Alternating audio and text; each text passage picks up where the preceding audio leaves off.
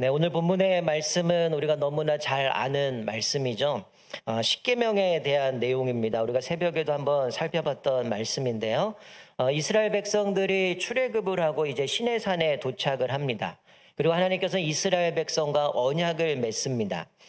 그런데 당시 모세가 살았던 이 시대, 당시 고대 근동 아시아에는 대략 이 언약의 체결 방식이 두 종류가 있었습니다. 하나는 쌍방이 동등한 자격과 권한을 가지고 체결하는 계약입니다. 그래서 동등한 계약이라고도 얘기를 하고요.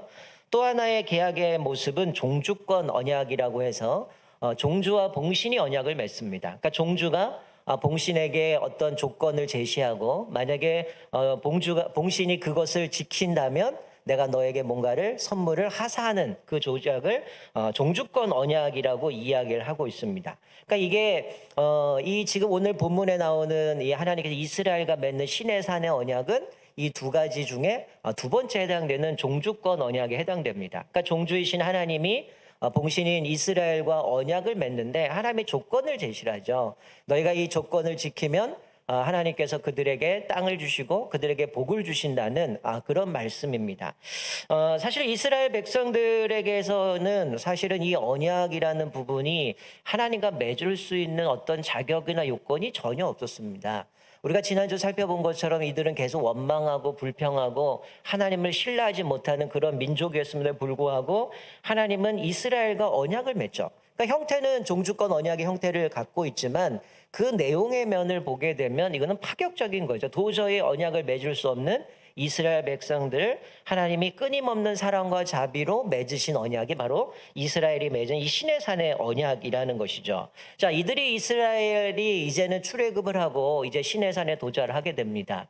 그리고 이제는 1년 동안 머물면서 거기서 이제 율법을 받고 그것들을 이제 모세를 통해서 배우게 되지만 사실 갑자기 이들이 여기서 언약을 맺은 건 아니고요. 이미 하나님께서 이 모세를 통해서 말씀하셨던 것에 성취된 부분이 오늘 본문의 말씀입니다. 자, 우리 자막을 보시면 출애굽기 3장 12절 말씀에 보면 이렇게 말씀하세요. 떨기나무에서 모세를 부르는 말씀하신 건데요. 하나님이 이르시되 내가 반드시 너와 함께 있으리라. 내가 그 백성을 애굽에서 인도하여 낸 후에 너희가 이 산에서 하나님을 섬기리니 이것이 내가 너를 보낸 증거니라. 자, 1년 전에 하나님께서 떨기나무 가운데 모세를 부르십니다. 그리고 이스라엘 백성들을 네가 이 애굽에서 구원해서 이제 이끌어서 광야에 가서 하나님 앞에 제사를 드리도록 절기를 드리도록 이렇게 말씀하고 있는데 바로 이렇게 말씀하셨을 때에 네가 다시금 이 땅에 와서 이 산에 와서 하나님을 섬기게 될 텐데 이것이 너를 부른 증거다라고 하면서 1년 전에 말씀하신 게 그대로 성취되어 있는 모습이죠. 자, 우리가 읽진 않았지만 자 19장 5절 말씀 자막을 보시면 이스라엘과 언약을 맺어서 이렇게 말씀하셨어요. 세계가 내게 속하였나니 너희가 내 말을 잘 듣고 내 언약을 지키면 너희는 모든 민족 중에서 내 소유가 되겠고 너희가 내게 대하여 제사장 나라가 되며 거룩한 백성이 되리라. 즉 하나님께서는 언약을 맺으면서 먼저 관계 설정을 합니다. 하나님께서 이스라엘 백성들에게 조건을 주시면 너희가 이 말을 잘 들으면 세계가 내게 속하여 너희는 모든 민족 중에서 내 소유가 되겠고 너희는 제사장 나라가 되고 거룩한 백성이 될 것이다.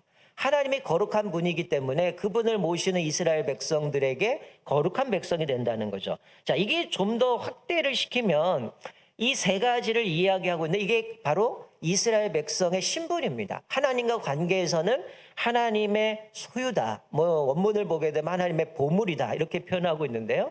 하나님과 관계에서는 이스라엘은 하나님의 소유라는 거고요. 두 번째는 주변의 열국과의 열방과의 관계에서는 너희들은 제사장 나라가 될 것이다. 제사장의 나라로서 이들이 감당해야 될 몫이 있다는 거죠. 그리고 하나님과 나 자신과의 관계 속에서 나는 하나님의 거룩한 백성이다라는 것 가운데에 이 세 가지의 신분을 이야기를 하고 있습니다. 그리고 오늘 읽은 2절 말씀에 보면 하나님이 누구라고 말씀하셔요?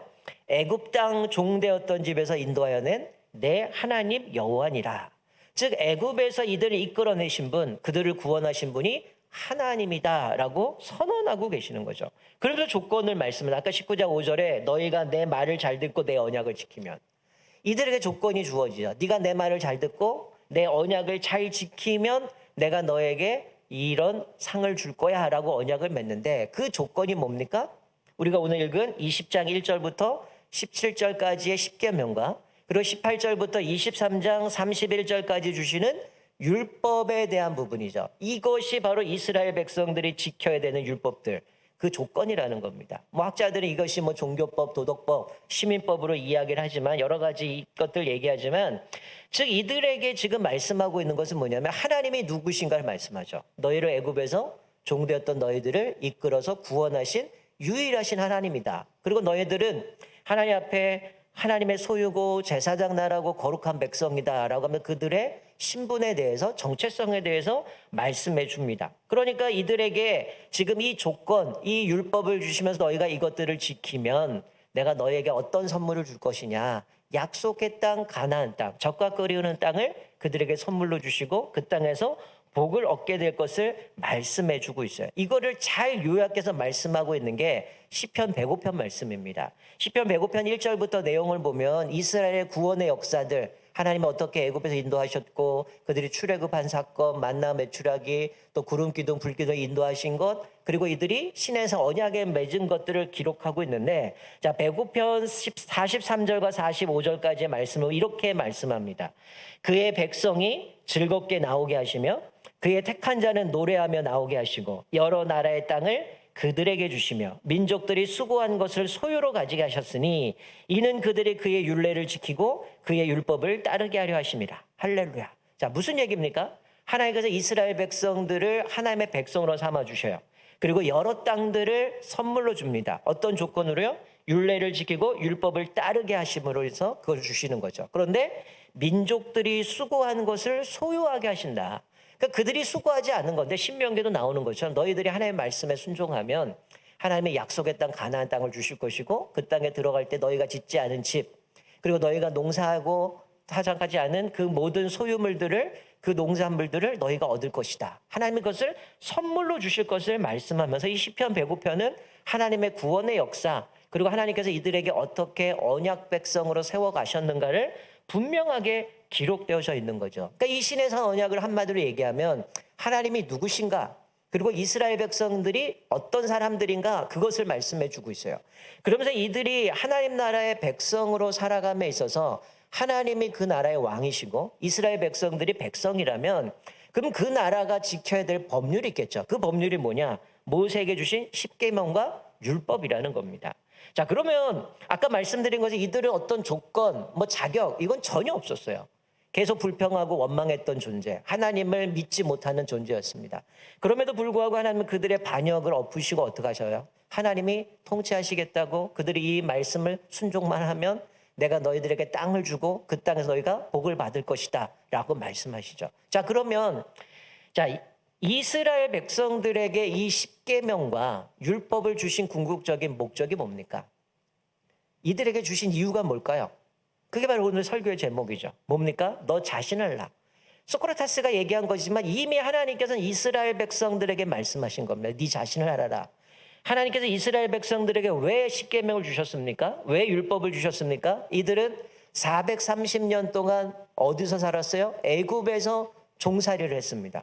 여러분, 우리나라가 일제강점기 36년 동안 그 짧은 기간이면 짧을 수도 있고 길면 길 수도 있지만 그 기간 동안 우리가 압제를 당할 때에 우리 안에는 뭐 이름도 바꿔버리고 일본의 문화로 자리 잡았잖아요. 그런데 430년 동안 이스라엘 백성들이 애굽에 살았다면 어떨까요? 머리부터 발끝까지 뼛속까지 다 애굽의 가치관, 생활 문화, 그들의 모든 것을 다 애굽화되어 있는, 쉽게 말하면 애굽의 세계관을 가지고 살아가는 존재들입니다. 그러니 이들이 하나님의 백성으로 언약을 맺지만 하나님 나라 백성으로 살아가기 위해는 괴리감이 있는 거죠. 왜냐하면 생각 자체가, 신에 대한 개념도, 자기들 삶의 모든 문화며 삶의 양식이 다 애굽화되어 있기 때문에 하나님의 백성으로 살아가기는 너무나 괴리감이 있다는 거예요. 하나님께서 이들에게 분명하게 너희는 내 말을 잘 듣고 내 율법을 잘 지키면 너희는 하나님의 소유가 되고 보물이 되고 제사장 나라가 되고 거룩한 백성이 될 것이다. 그러면 그 백성답게 살아가기 위해서는 이들이 누군가를 분명히 알 필요가 있었다는 거예요. 그래서 하나님이 말씀한 게 뭡니까? 너희들은 그렇게 애굽에서 바로의 명령을 따라서 벽돌이나 찍어내고 뭔가 심부름하고 그냥 압제당하는 시시한 민족이 아니라는 거죠. 하나님께서 이 언약을 맺으면 너희들은 내가 내 백성을 삼을 거다. 모든 민족 중에서 너희들 하나님의 소유, 하나님의 보물로 만들 것이고 열국을 향해서 열방을 향해서 제사장 나라가 되는 그런 시시한 존재가 아니라 얼마나 귀한 존재인 줄 아느냐. 내가 너희를 하나님의 거룩한 백성으로 삼으시겠다라고 말씀하면서 이스라엘 백성들에게는 내가 누군지 바로 너희를 애굽에서 구원내신 하나님이다라고 말씀하면서 하나님이 누구신지 그리고 네가 어떤 민족인지 네가 어떤 존재인지를 말씀하면서 어떤 삶을 살아야 되는가를 분명히 말씀해 그들에게 정체성을 주는 것이죠. 자, 뭐 십계명의 내용들을 뭐 다 일일이 말씀을 드릴 수 없지만 우리가 알다시피 1계명부터 4계명은 어떤 부분이에요? 하나님에 대한 의무에 대한 부분입니다. 하나님과 관계에 대한 율법이죠. 자, 1계명부터 4계명을 보면 여러분 철저하게 모든 게 다 하나님께 초점 맞춰져 있죠. 자, 우리가 이스라엘이 출애굽하기 전으로 돌아가서 좀 살펴보면 이들이 애굽에서 나올 때 하나님께서는 애굽의 10가지 재앙으로 그들을 심판하기 시작을 합니다. 바로가 끝까지 고집 부리고 하나님의 말씀에 순종하지 않아요. 그러다가 하나님은 하나씩 10개의 재앙을 통해서 그들을 심판하는데, 자, 자막을 보시면 출애굽기 12장 12절에 보면 분명히 하나님 왜 10가지 재앙을 내리셨는지 말씀해줘요. 이렇게 기록합니다. 내가 그 밤에 애굽 땅에 두루다니며 사람이나 짐승을 막론하고 애굽 땅에 있는 모든 처음 난 것을 다치고, 10번째 재앙이죠. 장자를 다 친다고 말씀해요. 그리고 이렇게 중요한 얘기를 하죠. 애굽의 모든 신을 내가 심판하리라. 나는 여호와라. 자, 하나님께서 10가지 재앙을 내리신 그 재앙마다 이 재앙은 다 뭐와 연결되어 있습니까? 그들이 섬겼던 신과 관련이 되어 있어요. 그래서 하나님은 이 10번째 재앙을 내리면서 분명히 말씀하죠. 애굽의 모든 신을 내가 심판하리라. 나는 여호와라. 즉 여호와만이 유일한 하나님이시라는 거예요. 그래서 애굽에서 이스라엘 백성들을 건져내신 그 하나님은 시편에 있는 것처럼 모든 신 위에 뛰어나신 하나님. 수많은 애굽의 신들이지만 그것들은 다 가짜고 오직 여호와만이 진짜 하나님을 말씀하면서 1계명부터 4계명에 뭘 가르쳐주고 계십니까? 하나님만의 유일한 하나님이라는 거예요. 그러니까 너희는 다른 신을 섬겨서는 안 된다라고 말씀하는 거죠. 애굽에서 이끄신 하나님은 유일하신 하나님 여호와밖에 없다는 거예요. 그러니 다른 신은 가짜기 때문에 다른 신을 섬겨서 안 된다. 그리고 우상을 만들지 말라고 하죠. 왜 우상을 만들지 맙니까? 하나님을 신뢰하면 우상 섬길 리가 없겠죠. 하나님 대신에 대체물로 뭘 만드는 거예요? 우상을 만드는 거죠. 그게 요즘 시대에 돈이 될 수도 있고 사람의 권력이 될 수도 있고 다른 것이 될 수 있는데 우상을 만들지 말라는 건 하나님 대신에 어떤 대체물을 만들지 말라는 거죠. 그리고 함부로 하나님의 이름을 먹칠하지 말아라. 하나님의 이름을 망령되이 일컫지 말아라. 남용하지 말고 함부로 하나님의 이름을 거론하지 말고 하나님의 영광을 드러내야 된다는 거죠. 그리고 안식일을 거룩하게 지키라고 얘기합니다. 여러분 출애굽기에 나오는 이 십계명과 신명기에 나오는 십계명 약간 차이가 있습니다. 출애굽기의 안식일은 뭘 근거로 얘기하냐면 하나님께서 우리가 아까 읽었던 말씀처럼 창조의 날을 기억하면서 하나님을 기억하고 안식을 지키라고 얘기를 해요. 신명기에 가서는 이스라엘을 애굽에서 구원하신 그 은혜를 생각하면서 구원의 날을 기억하며 안식일을 지키라고 얘기합니다. 두 가지를 볼 때 하나님께서 왜 안식일을 지키라고 얘기했을까요?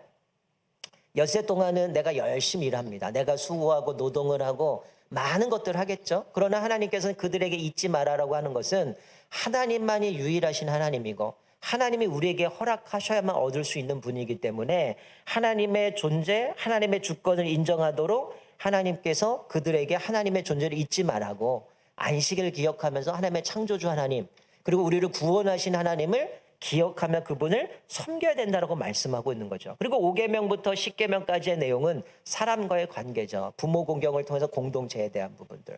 그리고 그 이외에 살인, 간음, 도둑질, 거짓 증언들을 통해서 우리들이 제사장 나라로서 이스라엘 백성들이 제사장 나라로서 다른 열국과의 관계에 있어서 어떤 관계를 맺어야 되는가.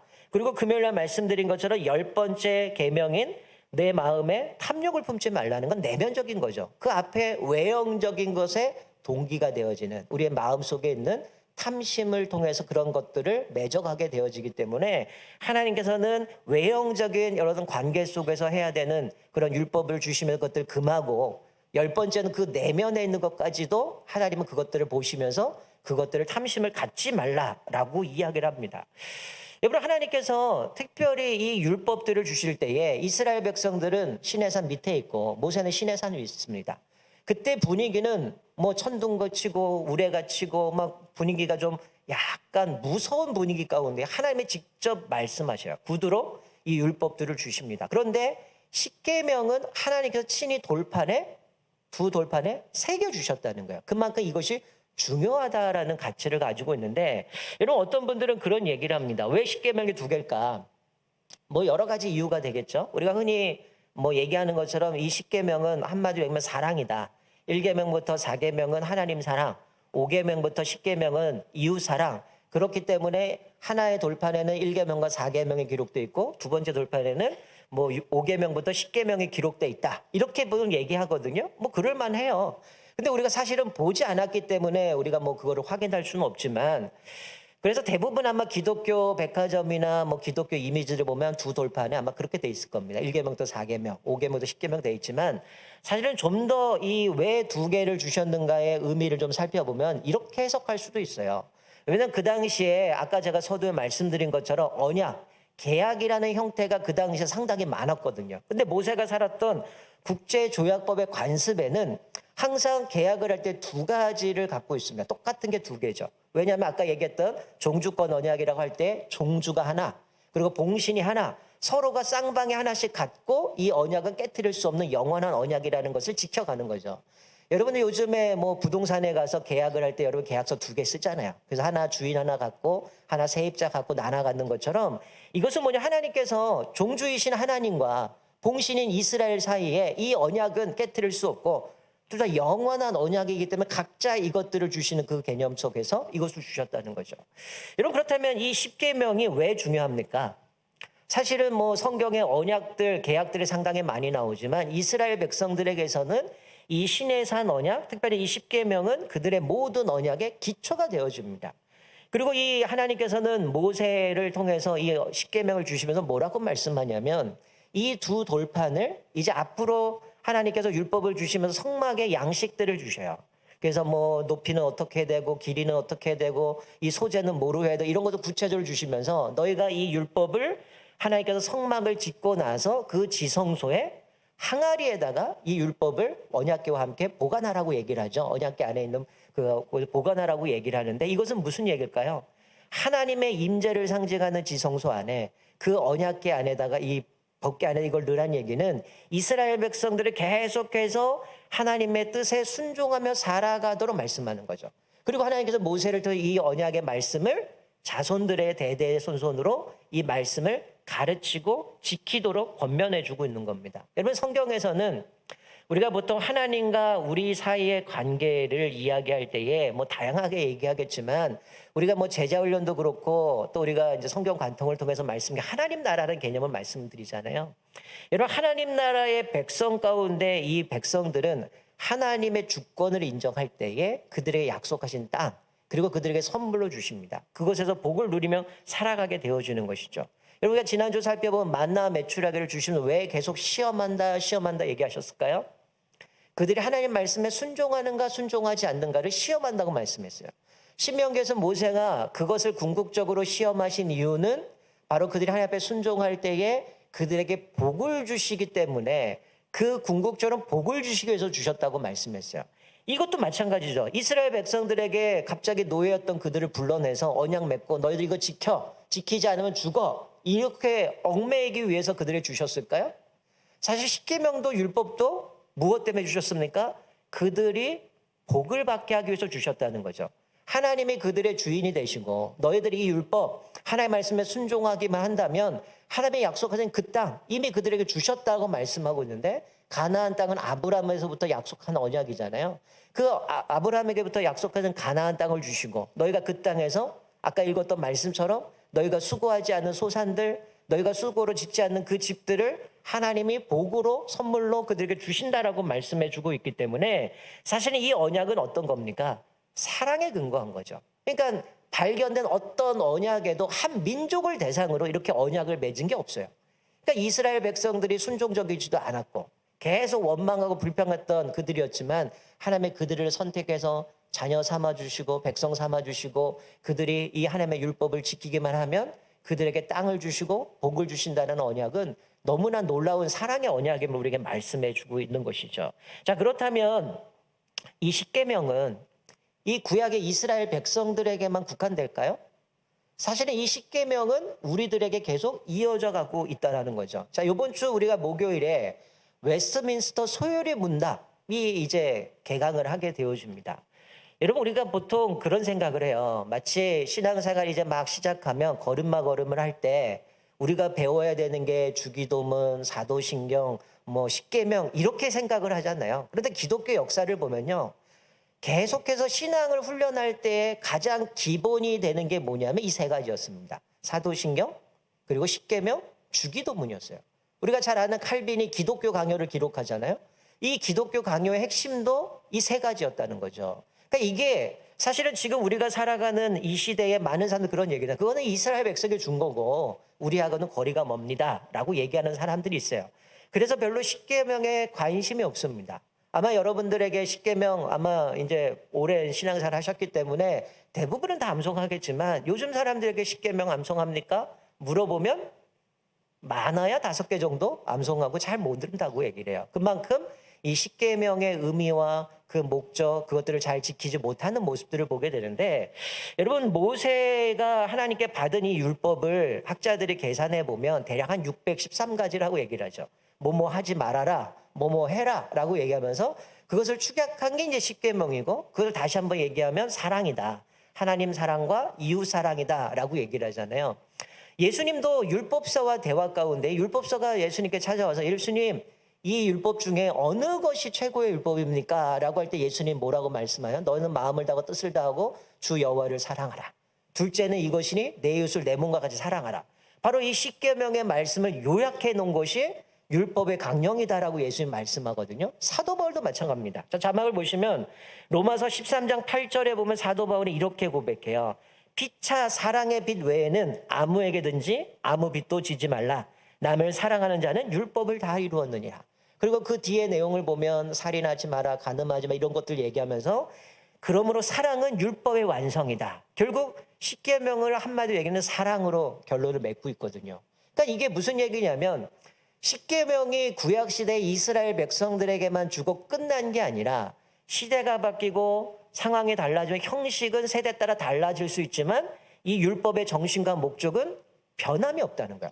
사실 기독교의 핵심 교리가 뭐냐라고 하면 이 십계명일 겁니다.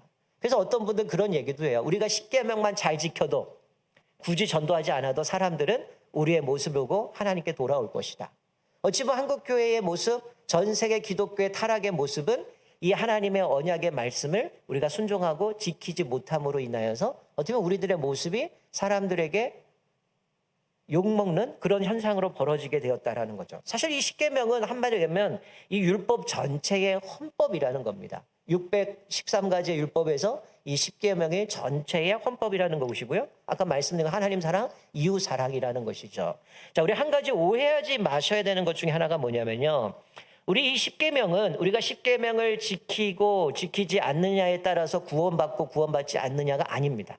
십계명을 지키면 너희는 하나님의 자녀의 조건을 충족할 수 있어. 이거 아니라는 거야. 이미 이들은 뭐예요? 구원받았죠. 애굽에서 하나님의 은혜 가운데 모세를 통하여 출애굽을 하고 구원받았습니다. 그러면 이 십계명은 뭡니까?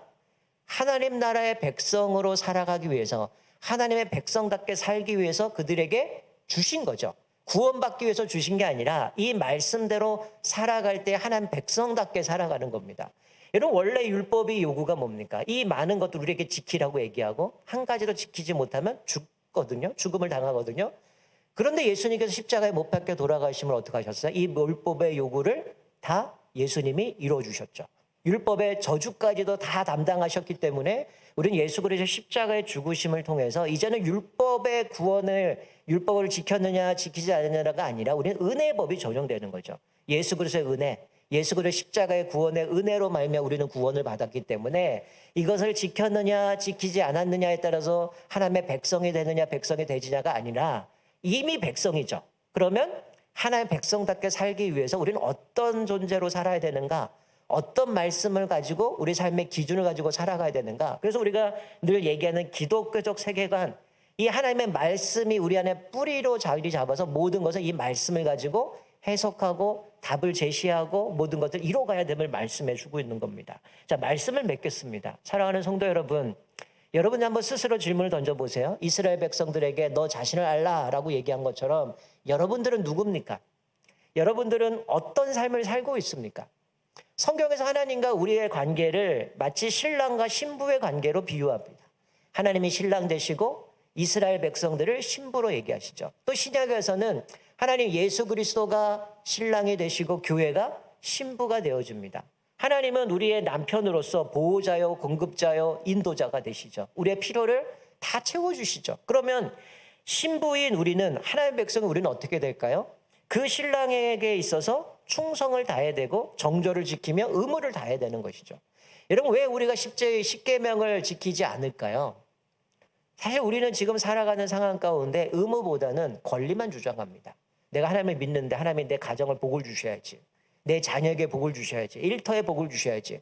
그러나 우리가 기억해야 될 것은 뭡니까? 이 복은 하나님 말씀에 순종할 때만 받을 수 있다는 거야. 이스라엘 백성도 이 조건, 너희가 내 말 듣고 내 계명을 지키면 너희가 가나안 땅에 들어갈 것이고 그 땅을 선물로 줄 것이고 그곳에서 너희가 수고하지 않은 것들을 얻을 것이다 라고 말씀하는 것처럼 이것은 동일합니다.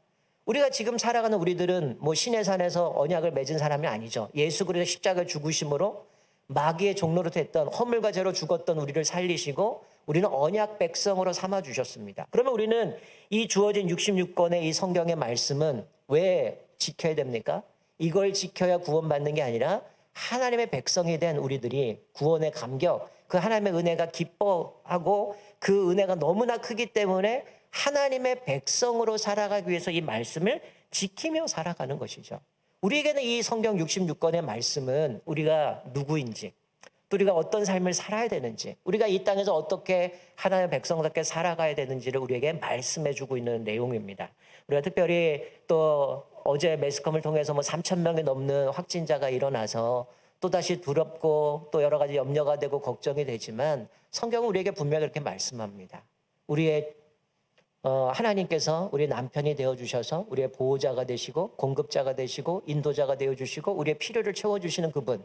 그렇기 때문에 그 은혜에 우리가 늘 감격하면서 하나님의 백성답게 살아가는 거예요. 그래서 우리가 아까 말씀드린 것을 십계명만 우리가 제대로만 지켜도 세상 사람들은 우리를 보면서 아, 하나님의 백성은 다르구나.